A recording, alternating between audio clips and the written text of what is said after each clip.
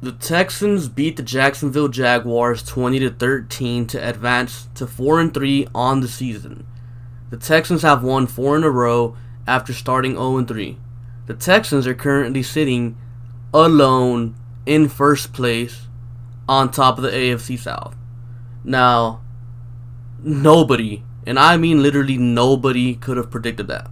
Nobody could have predicted that the Texans, after that terrible 0-3 start, would go off and win 4 games in a row, especially after you lost to a terrible New England team, a terrible Tennessee team, and you're literally the only team the Giants beat this season. So, props to the Texans. They keep finding ways to win, and this week versus the Jaguars was their probably most impressive win of the season.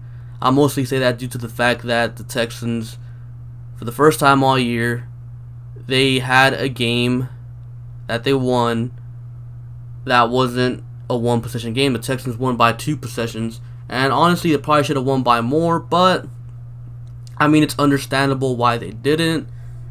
Deshaun Watson didn't really do much because he didn't have to do much, and I absolutely love that. I believe he was like 12 completions out of 24 attempts, which is a 50 completion percentage, which in any week that's bad, but this week I'd say it's good because 1, you're still playing a good secondary in Jacksonville, 2, you're banged up, and 3, you just did what you had to do to win. Deshaun Watson kept the chains moving when he had to. He made the throws when he had to. He almost threw a pick, and honestly, we were kind of lucky it wasn't a pick, and the Texans ran it in for a touchdown on the very next play. So, we kind of dodged the bullet there, but how many times have we not had the ball not bounce our way? So I mean, I'll take it. I don't really care. The Texans had, I believe, like 3 red zone trips. Came away with 2 touchdowns and a field goal. So definitely progress there. Lamar Miller, I thought, had a really good game. Offensive line, props to them, man. Props to them. They pretty much controlled the line of scrimmage all game, or for the most part, all game except maybe the third quarter. I think that quarter the Jags really kind of controlled the line of scrimmage there, but for the most part, most of the game, the Texans offensive line controlled the line of scrimmage. They only allowed 4 hits on Deshaun Watson, 1 sack, and most of that came really like on the first 2 drives. Julian Davenport, I was honestly scared for Deshaun Watson's life this game because Julian Davenport was getting beat like crazy early on. Greg Max was getting beat early on too. And they settled down and they got the job done. Credit to Deshaun Watson too, because he actually got the ball out on time this week, unlike last week versus Buffalo. Because, as I've said before, I've said all the time on my live streams, if you guys show up, a good quarterback can mask a suspect offensive line by getting rid of the ball on time. And today against the Jaguars, I feel like Deshaun Watson got rid of the ball on time. So I think he did a good job. The receivers, Kiki, hamstring injury. He's pretty much already been ruled out for next week against the Dolphins, Thursday Night Football. That's what I hate about Thursday Night Football games. Players just don't have enough time to heal up. Lucky for us, Deshaun Watson didn't take many hits. He was pretty much clean. He did get hit this one time, and he started doing push-ups after he got up. I thought that was pretty funny. He was just pretty much showing off that, he's tough, he can handle it. And, after I heard that Deshaun Watson had to take a bus instead of the airplane because of his bruised lung, I was like, oh my god, how hurt is this guy? And I honestly got worried because, obviously, if you have to ride a bus all the way to Jacksonville, 13-hour bus ride, instead of just flying over there, you're pretty badly injured. So maybe the injury is worse than we thought, and Deshaun Watson's probably tougher than we all thought too, because he stood there and delivered for maybe not 2 weeks in a row, but we still got to win against Buffalo. But he definitely got the job done today versus the Jaguars. And I know some people are going to complain about the stats, probably like 150 yards, a touchdown, 50% completion percentage. Watson was banged up, and he didn't have to play hero ball. And this is something Deshaun Watson needs to understand. Deshaun Watson doesn't have to be an elite quarterback or try to be an elite quarterback every single game. Sometimes, all you gotta do is protect the football and you'll win the game. Do whatever it takes to win the game. And I feel like Deshaun Watson understood that today versus the Jaguars, and I feel like that's good moving forward. The receivers, back to the receivers. DeAndre Hopkins, he beat Jalen Ramsey again. Every time Hopkins plays against Ramsey, he wins. But, Jaguars fans will tell you otherwise because I don't know why. But Fuller had a pretty decent game.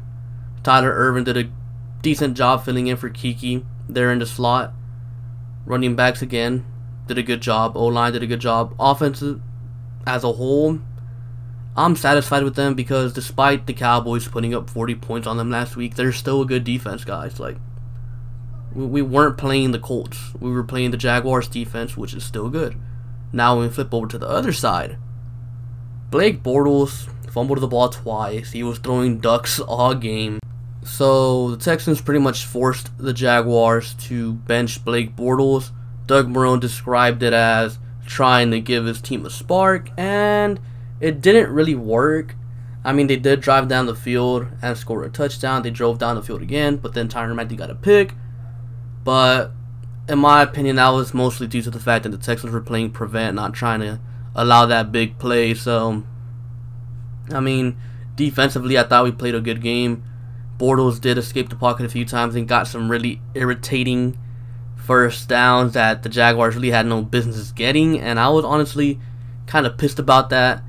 I want this team to, pitch a shutout, but, it's hard to do that in the NFL. It's hard. So, yeah, I thought defense as a whole did a good job.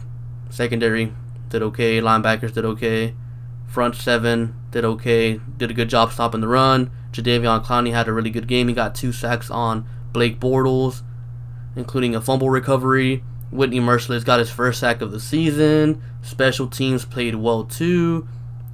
Trevor Daniel had a beautiful punt that, got the ball at the 1. And I believe that was a drive where Blake Bortles got his second fumble, setting up the Texans pretty much right there where they got a touchdown, if I remember correctly, to DeAndre Hopkins. I think that was that sequence, I guess you could say. But overall, despite not lighting up the stat sheet, I thought the Texans played their best game all season. They went in there, they got their job done. They didn't give me a heart attack. But yeah, I thought the team did an excellent job of, just doing their jobs, doing what they have to do to win. And yes, you could say the same thing for the other 2 wins, but this win is obviously different because, one, it was obviously a 13-point win instead of a field goal win, and I feel like everyone pretty much played well. I don't really think there was anyone on this team that had a bad game. Also, man, shout out to Andre Howe. Andre Howe, I wasn't expecting him to play at all this season. I thought he would be back next season. Obviously, he had the cancer, which he got diagnosed with it. I want to say it was in May, and now he's back on the team. He literally came back this week, practiced like 3 days, and started for the Texans and did a pretty good job playing. I mean, that's crazy, man. It's good to see Andre Howe back out there. And another thing about Andre Howe, if you guys didn't hear, he did lose his father this Tuesday. So not only was Andre Howe dealing with coming back from cancer, beating cancer, but he also had just lost his father, man. So, shout out to Andre Howe. He's a hell of a guy. It's good to see him back out there. He deserves it all. Now, for the AFC South, the Titans lost. They lost their 3rd game in a row. They're sitting at 3-4. They have a bye week this week, so maybe they can sort some things out. But after the bye week, they go to Dallas to play the Cowboys, where the Cowboys are a completely different team. They're undefeated at home. After that, they play the New England Patriots at their own house.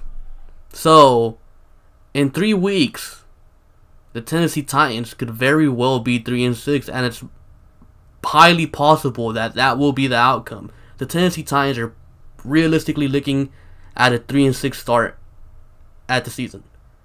The Jaguars at the moment, they're completely banged up. They play the Eagles this week, or this following week, week 8. They travel to London, and in London they usually play good, but now Jacksonville has quarterback controversy. They don't know who to start, Kessler or Blake Bortles, and apparently reports say that there was a huge argument going on in the Jaguars locker room, so the Jaguars could very well be imploding, meaning it's wide open for the Texans. The AFC South is wide open. The Texans kept winning games, finding ways to win, and their divisional opponents, looks like both of them are imploding. So, who knows, man? Maybe the Texans can realistically make a playoff run, but who knows? Anyways, that's all I have for you guys today. Be sure to like, comment, and subscribe, and enjoy the win. Peace.